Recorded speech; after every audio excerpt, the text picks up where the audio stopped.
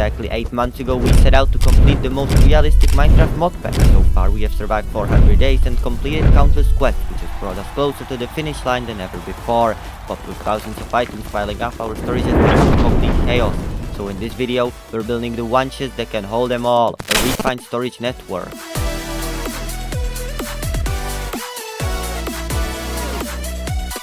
Well, it looks like we have our goal set, but there is one more problem.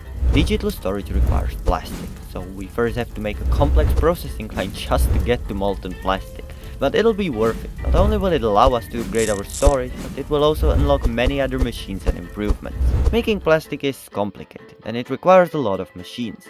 The first thing it requires is biodiesel, which is made in the refinery from seed oil and ethanol. Seed oil is pretty easy to make in the industrial squeezer. We can just put in some seed and it will make seed oil for us. Ethanol requires the new machine, the industrial fermenter. We just put in sugarcane and it will make ethanol for us. Then we just put them into the refinery alongside saltpeter as the catalyst, and it will make us a biodiesel. The biodiesel is then used in the thermopneumatic processing plant. I can just put a few buckets of in it and give it a charcoal, and then it just requires some heat. We can supply that by placing lava next to it.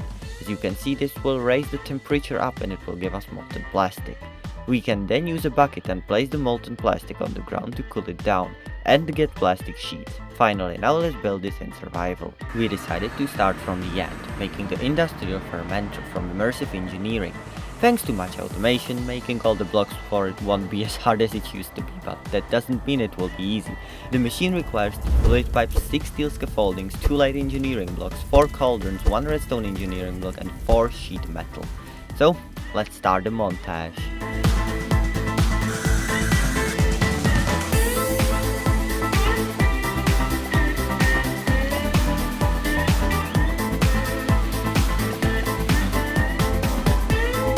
With all the materials collected, Diamond then built the machine itself.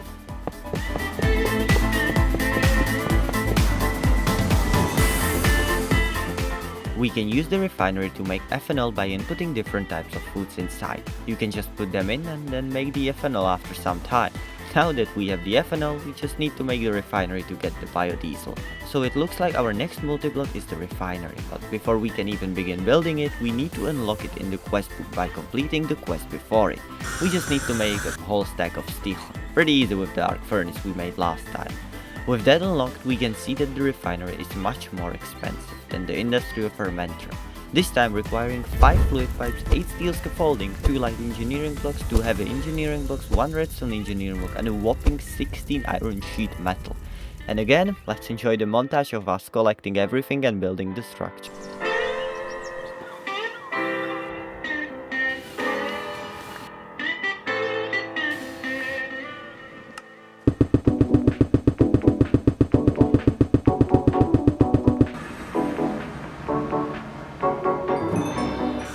So this is the refinery. It is used to make biodiesel by combining seed oil and ethanol. We can get seed oil pretty easily just by going into our industrial squeezer and putting in some seeds. We have a lot of spare seeds. Alongside, it also requires the ethanol from the newly constructed industrial fermenter, so I'll just pick it up. So now we can just take the seed oil and a bucket into the refinery. Same with the ethanol. And now all we need is the saltpeter as the catalyst. So with that acquired, I can put it into the catalyst slot and we can watch the biodiesel get made. As you can see, the saltpeter doesn't actually get consumed because it's just the catalyst which it flows through or something like that. So finally we have biodiesel, the biggest part of making plastic. Now we just need to make the thermopneumatic processing plant. The thermopneumatic processing chamber is a block from PneumaticCraft. To craft it, we will need a few items. I made the 6 reinforced stone slabs, which were made by applying compressed iron mesh onto raw stone and then just crafting that into slabs. Diamond took out the task to craft the 2 small fluid tanks. They required 8 compressed iron ingots, which thanks to our pressure chamber are so easy to make. Lastly, we just place a pressure tube in the middle and it's done. But before using it, we had to plant sugarcane into our greenhouse. This will make a very good source of ethanol for the biodiesel, as we don't really want to use our other foods. With the thermopneumatic processing plant ready, we can finally place it down and place the lava behind it.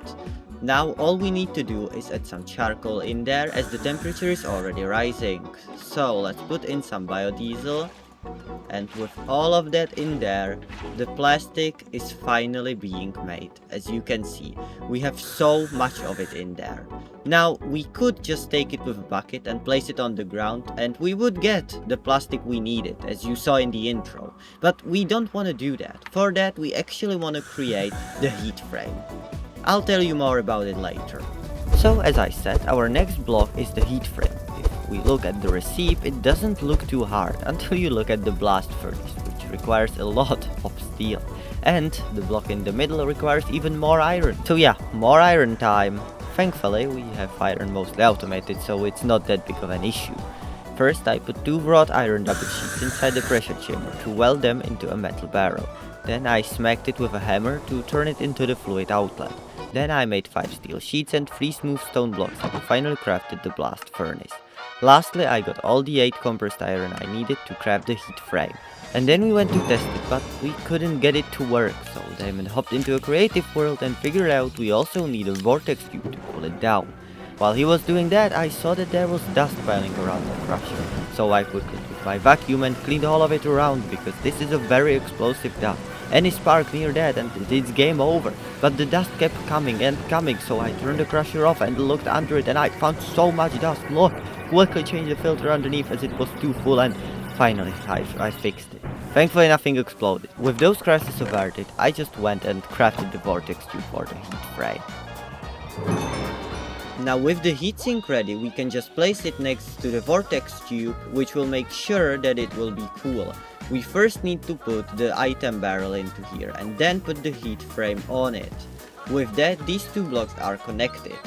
Now all I need to do is grab the molten plastic from the thermopneumatic processing plant where we made it last time and just put it with a bucket into the barrel. Now there is a chance that we get more than 1, but this time we only got 1, so we can try it again. We get the bucket, we place it in, and this time we got 2. If we placed it on the ground, we would only get 1, so that's the way it works. We could start with digital storage now, but there is one problem. As every other time, we are constantly running out of electricity, so now that we have plastic, we can make the reinforced redstone resonance generator. This will greatly increase the amount of electricity we are making. As you can see, it requires a lot of items, most of them being very expensive, so for that reason, I think it's time for another montage.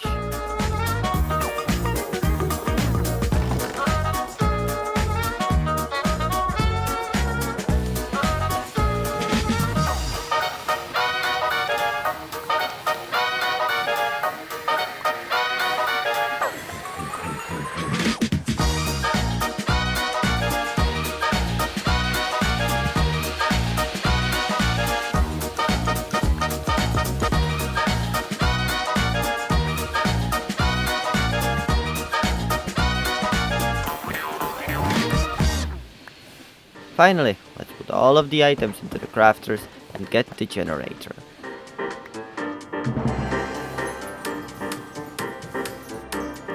We went from making around 900 RF per tick to nearly 3500 RF. With the generator upgraded, we also decided to upgrade our energy storage. We replaced the old LV accumulator with the modular accumulator from Create Crafts and Additions. It holds 2 million RF, which is 15 times more than our old one. And it's also expandable if we ever need more in the future.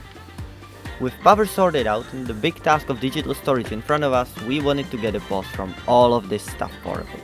So we decided that it's finally time to complete the first chapter of the quest book, the Stone Age. We are missing exactly 9 quests. I chose to get an egg for my first quest, so I flew around until I found a duck and then brought it home.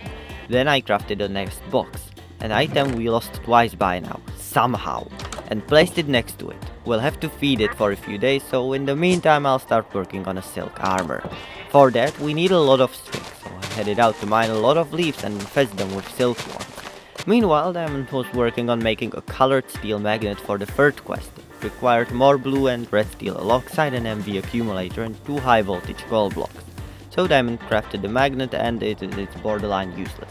Yeah, the magnet just pulls stuff, but you still have to manually collect the items going into the trash chest. But back to my task. The duck finally gave us an egg, completing our first quest. The leaves also finished infesting, so I was able to break them and get all of the string, but even then, we had too little, so it was time to build another machine, the Power Loom. It will allow us to use less string for more silk cloth, the main material needed for the armor. But for another quest, we needed to get insulated armor, which needs a lot of leather, and fake leather can be made in a bottling machine from molten plastic.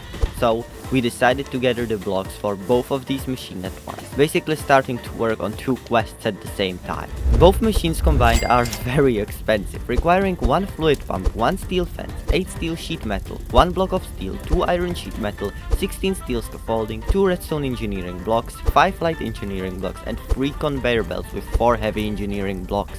There is so many blocks. And you know what we do when there is too many blocks? A montage. And I mean a big montage, because gathering all these blocks took us almost 10 in-game days.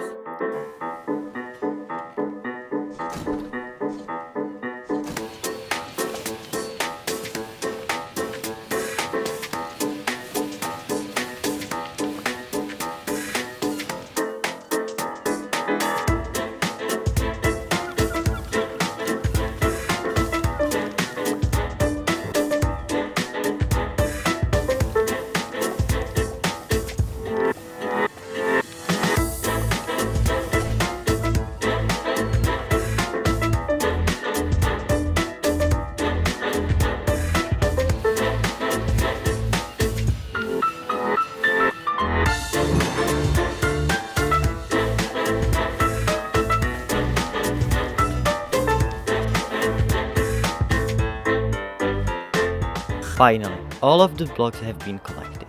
It really did take some time. Now, Diamond could finally build the 2 machines. He first made the smaller bottling machine,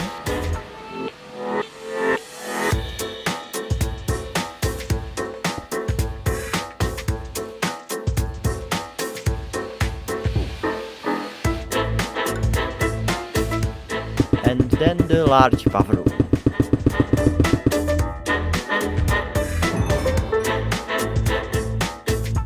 With both of the machines ready, we could now finish the 2 quests. We started with the cooling silk suit, for which we made the power loom. Now I will show you how to actually use this power loom, because this machine cannot really be opened, it does nothing if I do that. So I need to craft this pern, which you've already seen me craft. Then I need to surround it with the string. Now with this ready, we have the silk and the pern, whatever it is. We put it right here, now it's in there.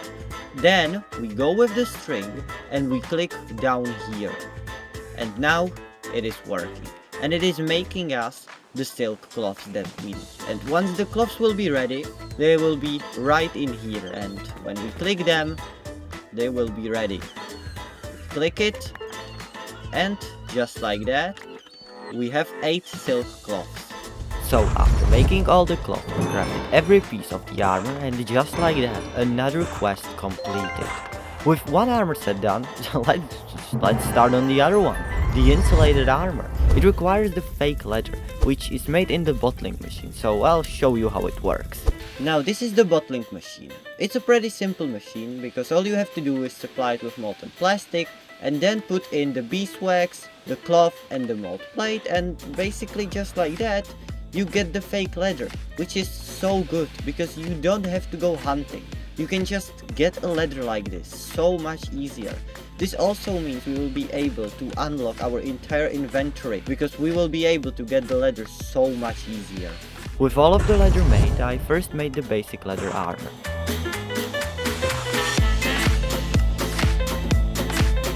And then slowly upgraded it into the insulated variant.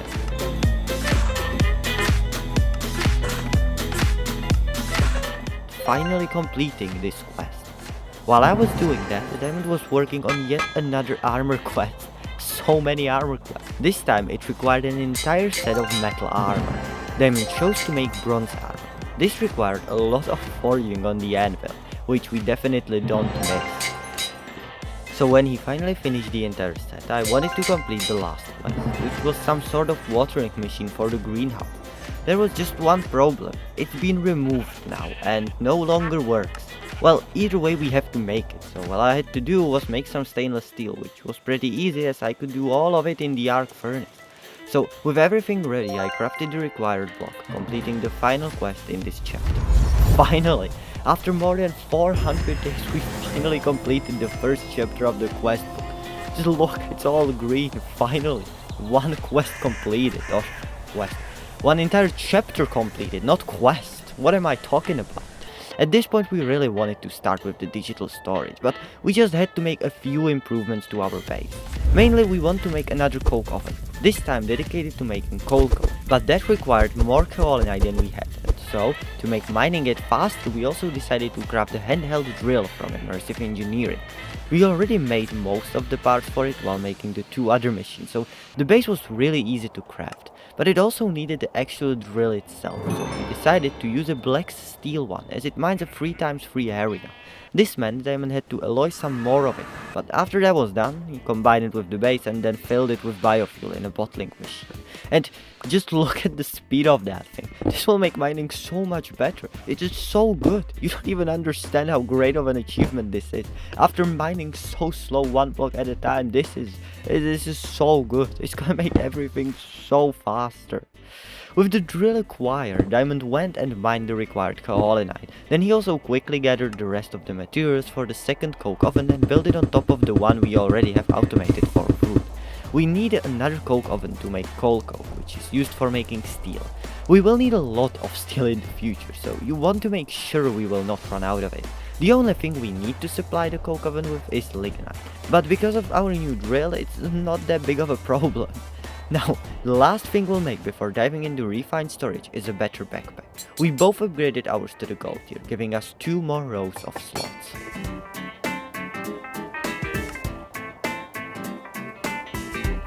Finally, with everything done, we can find digital storage. For our setup, we are going to need one crafting grid, one controller, one external storage and some cables to connect it all. So I checked the receipt for the crafting grid and it looks like we first need to make an assembly line for some of the items. The assembly line is a combination of 5 pneumatic craft machines, but those all need finished PCBs, which need to be etched in an etching tank from empty PCBs, but empty PCBs need to first be exposed in the UV light box to even have a chance to etch. So it's safe to say we have a lot to do. Actually, I can show you a diagram of all the things we'll need. Here it is. As you can see, it's a lot. So starting from the back, we need a UV light box. So I looked at the receipt and wait, osmium? Yeah, I didn't notice that before, but it needs osmium, which can only be obtained from the drilling machine. So Damon took the flying machine and flew around with the ore finder for at least 15 minutes before he finally found an osmium vein. It's 700 blocks from our base though, so Damon hopped into a creative world, made a quick energy powered drilling setup and then stole all the materials for it from our current copper drilling machine. Once he flew to the vein, he rebuilt it in the osmium chunk and powered it with a battery we had at our base. Once it mined enough osmium, Diamond took it down again and flew home with it to process it into powder and then into the osmium ingots. With the osmium acquired, he could start making the solar generator required for the UV light box. First, it required a lot of insulated alloy, which is made from plastic, hop graphite and redstone resonance coils. Then it requires 3 solar wafers. Those are crafted out of osmium, an energy tablet and most importantly, out of upgrade matrices. Those are made out of lapis. Thankfully we have a friendly lumberjack near our house which we scammed, fairly traded planks with in return for lapis. Then Diamond used it to create the matrices in the thermopneumatic processing plant. So after crafting the 3 solar wafers and using those to make the solar panel, we had one item for one of the countless machines. We'll make the rest of the UV light box once we have all the other materials ready, since it requires items from them. While Diamond was doing that, I used the time to craft the second machine that we will need, the charging station. It was a pretty easy craft, all I had to do was make some compressed iron meshes and then just craft everything together. Next item on the list was the Amadron tablet. This item is made from 7 plastic sheets, a GPS tool and an air canister. I started by getting all of the plastic for everything. With the plastic ready, I made 4 compressed iron ingots and then started crafting. First I made the air canister, then the GPS tool and finally the Amadron tablet itself.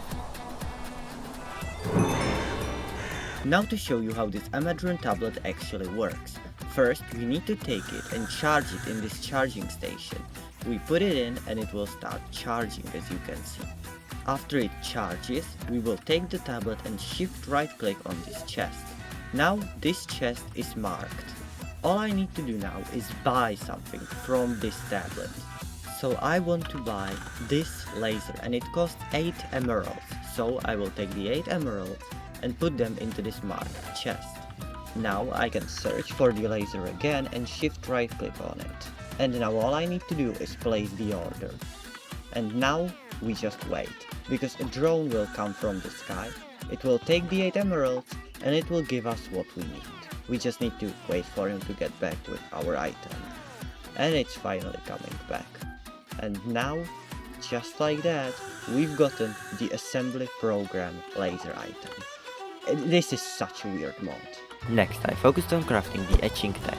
I started by crafting a small fluid tank, which I then combined with the rest of the materials to make the etching tank.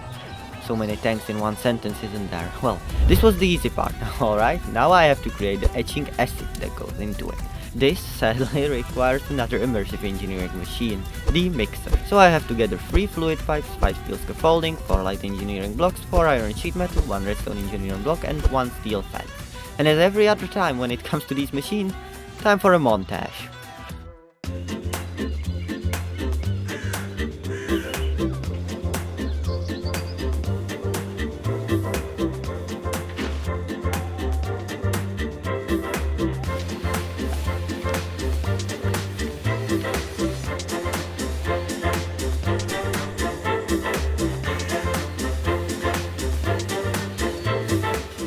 Now with all of the blocks ready, I can finally build it.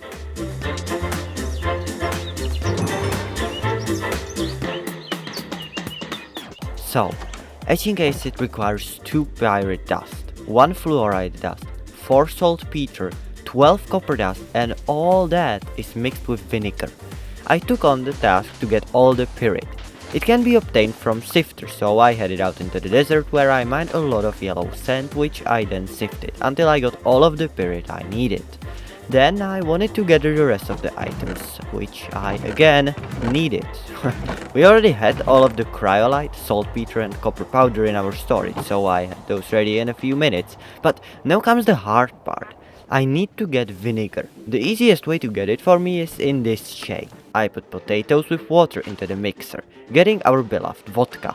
Then I just put the vodka back into the mixer and mix it with a random fruit. I picked the pumpkin chunks, and that mixes into vinegar. Then I just threw the materials I collected before, and that turns into the etching acid. So we finally got the fluid done. With that out of the way, Damon could finally get back to the UV lightbox. He already crafted the solar generator last time, so that was done. Then it needed 4 compressed iron, that was also pretty easy. Then it needed a PCB blueprint, that can only be ordered from the Emerald tablet. So he took some emeralds, ordered the blueprint and waited for the drones to carry it. Done. Lastly it requires 2 redstone lamps, and of course, they have a different recipe in this modpack.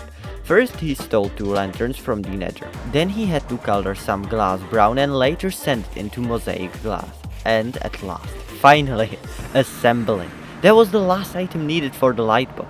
With the final block crafted, it looks like we have everything to craft the PCBs needed for the assembly line.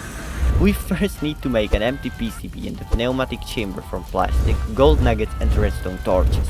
Then we need to put it into the UV lightbox to expose it.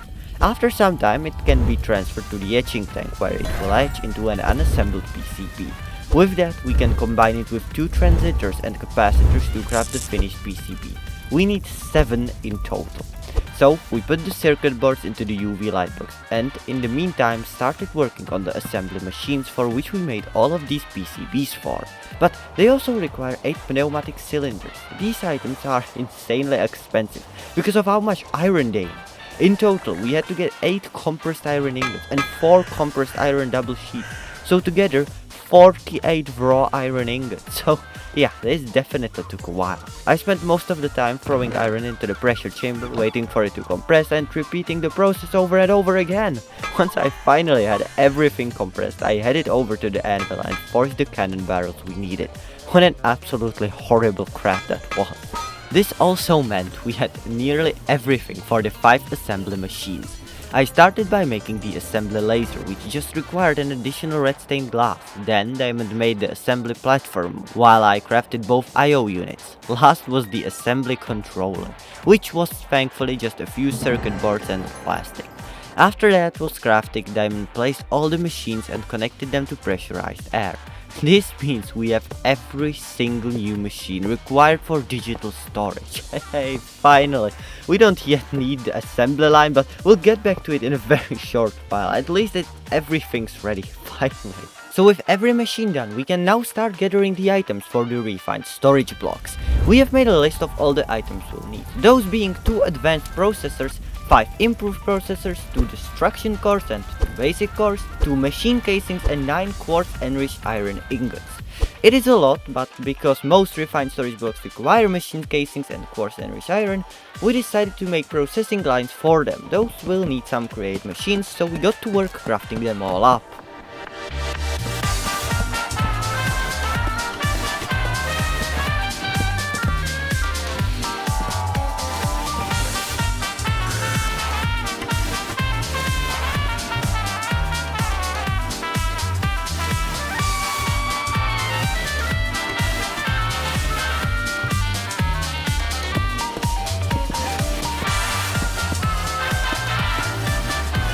After we gathered all the blocks, we could build the belts and the machines on top of them.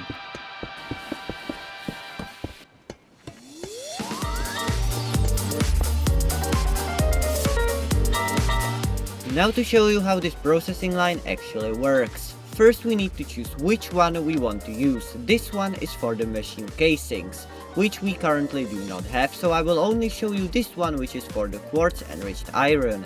So I will first shift right click and open this path, which will let these fluids flow. So I will melt the quartz shards, which will now flow into these spouts, filling them up. With both of these spouts full, we can now put an iron ingot right here.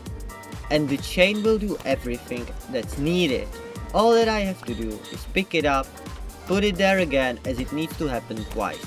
And just like that, we get ourselves the quartz enriched iron. I have also been expanding our platform much more. As you can see, I have terraformed everything around here, which means I will be able to expand the platform so much more, letting us build even more machines.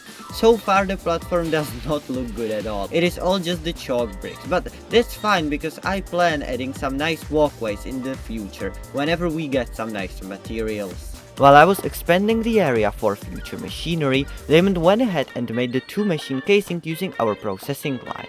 All they required are train casings, which are made by applying a sturdy sheet onto a brass casing. Then we just put the wrought iron sheets into the deployers, throw the casing onto the belt and let the machines do their thing.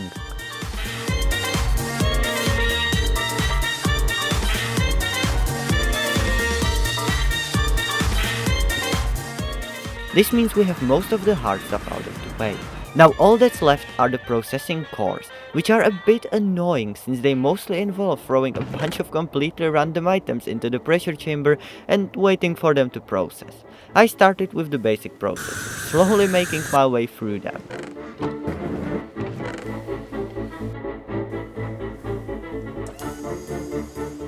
After a bit of crafting, I finally had both of them done. Meanwhile, Diamond was getting 2 of the advanced processors, which he also managed to complete. Then we just finished it off by crafting 5 of the improved ones.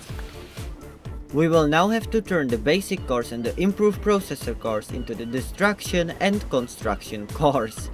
So many cores, but it works a very simple way. We take this assembly program later and input it in here. And now we can finally use this entire assembly line that we have been building for so long.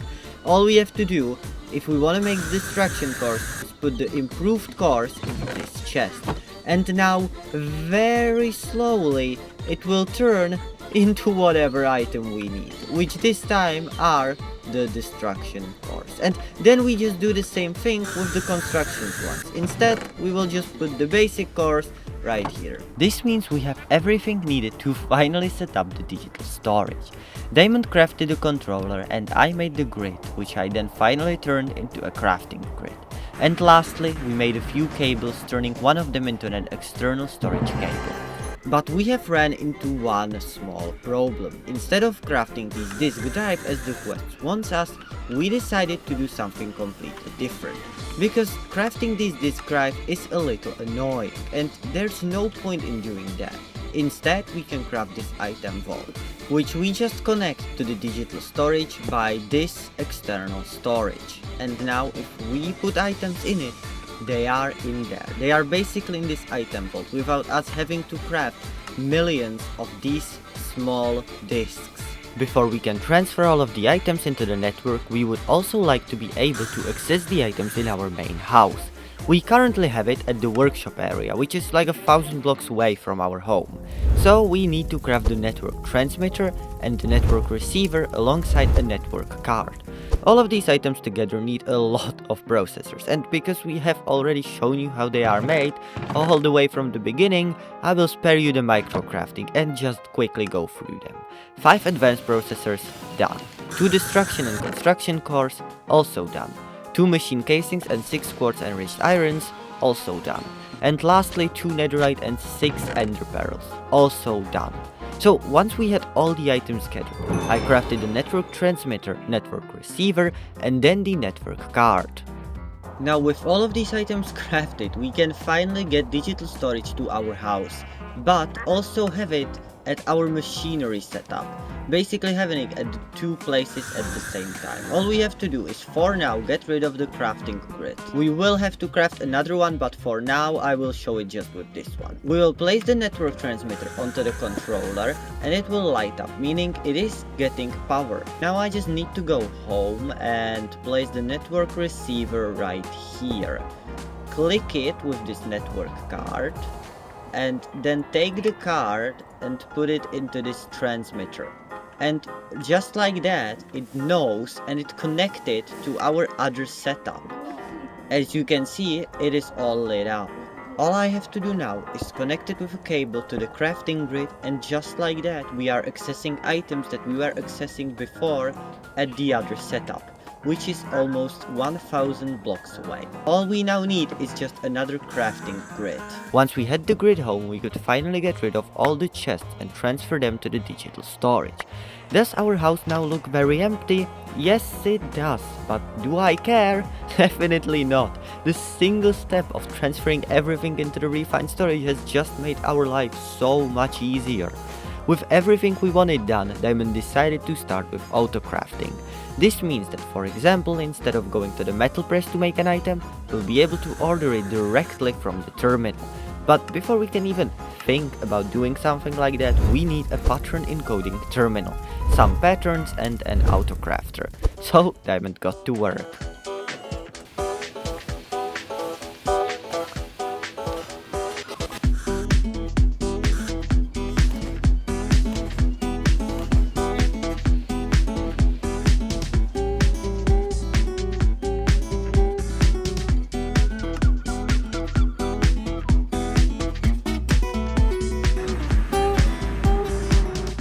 I can now finally show you how the whole auto crafting thing works. We have this pattern grid here, which is used to encode patterns into these patterns. All I have to do is get the item I want to auto craft, which this time is only the raw input processor. I click the plus, enter in the pattern, make sure that processing is checked off, and I put create. And right now I have made myself a pattern. Now I have to go into the machine, which this is the pressure chamber. So I will just climb on and put the crafter in here. Now as you can see, the crafter is activated because it is now connected to our storage. Of course we'll have to work on the connection, but for now it's connected. I will put the pattern inside, and right now it is basically automated. So I can go into the terminal and I will see it in here. As you can see, it's the only one that we can automatically craft. Now if I try to craft it, it will say that I'm missing gold dust, because we do not have that auto crafted. So we will have to make auto crafting for gold dust. We will also have to make auto crafting for silicon, which will require us to automate coke dust, and it's going to be a huge chain of automation. So for now I will have to put the gold dust in myself.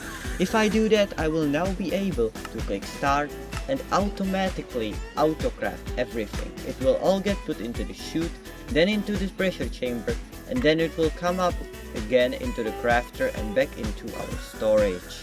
While Diamond was automating all of the items, I decided to make myself stronger, and by that I mean finally crafting a jetpack and some inventory upgrades. I started with the jetpack. There were a few options to choose from, so after looking through them all, I went with the andesite one. It required me to get a bunch of items, so I started collecting. 2 cast iron cogwheels, 5 andesite alloy, 1 mechanical belt, 2 zinc ingots, 4 in-case fans, and finally a heat engine. With those all finally done, I placed the items into the crafters and crafted the jetpack, completing one of the quests in the process. That was a nice bonus. I then crafted myself the large fueling tank and filled it with lava in the nether, finally allowing me to use the jetpack, and it really is awesome. I can finally fly, it's just beautiful. Now it was time for me to unlock more of my inventory. That can be done by crafting the inventory slot pockets, which are made from 5 leather, 2 string, 1 dust and 1 golden nugget. I started by getting myself a bunch of leather, which I then turned into leather sheets. With those ready, I crafted as much of the slots as I could, which was 7. Yes, that is not too many, considering I want to unlock every single slot. The biggest bottleneck is cloth. Leather requires cloth to make, and cloth can be made either using strings, wool or plant fiber. Plant fiber is the only one we can automate with industrial hemp, so I need to take a little detour and make a hemp fiber farm. The farm itself doesn't require too many items as it will be powered by a moving minecart, so all I have to gather are 5 harvesters, 1 cart assembler, a minecart, some power trails and a whole lot of rich soil.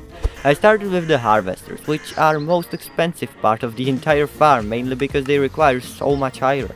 Thankfully we have plenty of that now, so it wasn't too big of a problem. And for everything else, let's get another montage going.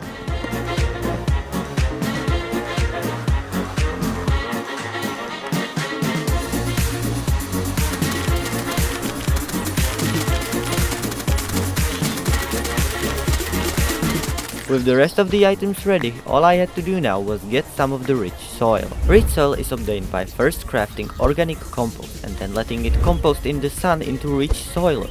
The reason we are making rich soil is because plants grow much faster on it.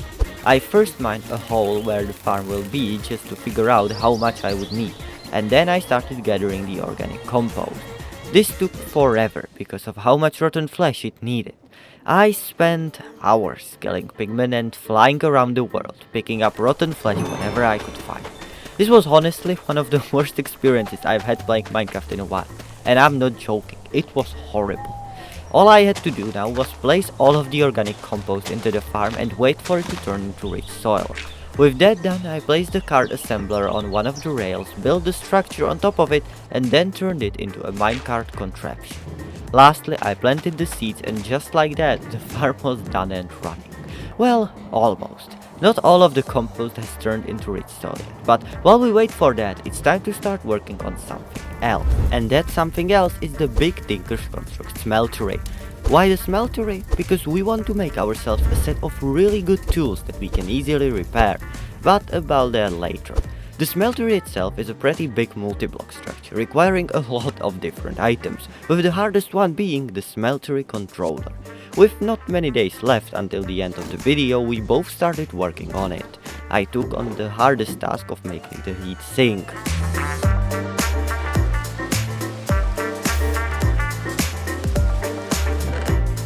Diamond then worked on the heat frame.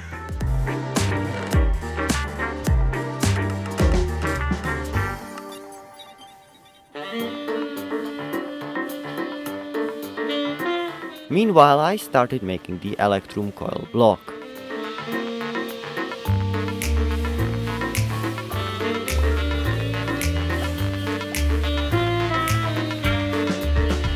And once that was done, I helped Diamond with the Tesla coil block. Finally, all of the items needed for the smeltery controller were gathered, meaning we could finally put everything together and get the hardest part finished.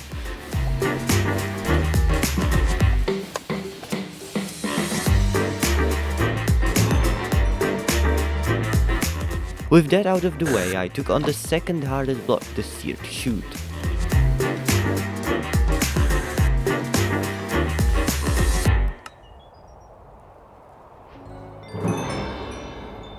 With that block done, all we had left were a few seared bricks, so we quickly took care of those, and then finally, built the smeltery.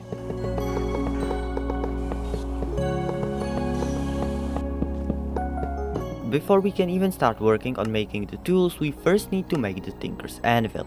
That will require 3 metal blocks and some seared stone blocks. We chose to use those gold blocks as the metal blocks as it seemed the easiest. With that out of the way, we can finally start making ourselves the Tinker's Construct tools. We decided to start with the pickaxe and the shovel. We tested what materials would be the fastest in a creative world and decided to make the pickaxe head out of endstone and the handle out of cobalt. Cobalt is easy as there is plenty of it in the nether, though it does release dangerous sulfur when mined. Endstone can be made in the stone barrel by combining lava with glowstone dust, so we decided to automate it. Damon hooked it up to our lava tank and put hoppers to insert and take out the endstone. With that, we cast it and molded the individual parts and had both the pickaxes and the shovel. They are not very fast right now, so we will need to upgrade them. That can be done by placing them into the anvil and putting redstone blocks on them. We also added a diamond and a golden apple to allow us to add more speed upgrades. Just look at the speed of it, it's so much nicer than the blue steel pickaxe. It's genuinely amazing, just look at that speed, it's so beautiful. For the sword we decided to make it out of nahuatl. Whatever that is, such a weird thing to say, nahuatl, nahue, whatever, no idea how that's pronounced, as it has the highest attack damage. We first molded the individual parts out of wood and then casted obsidian on them to turn them into nahuatl parts. Again, weird word, no idea how to read that. Again, we have to add upgrades to it, this time blocks of quartz, a diamond and a golden apple. The sword can nearly one-shot big man now, so it's a pretty good sword. With the tools finally done, I wanted to see how many more slots I could open in my inventory, so I made all of the leather I could using the hemp we got from the farm and then crafted the pockets for me and Diamond, unlocking both of us the entire inventory. Finally! This was so long in the making, but it was so worth it. With that out of the way, I wanted to create myself one more upgrade towards the new fast pickaxe we have now, the andesite exoskeleton. When equipped, it will give me haste 2 and a weakness effect. But before I could even start working on it, Damon came back from the nether with a slightly dead strider, and the rest is history. Shit.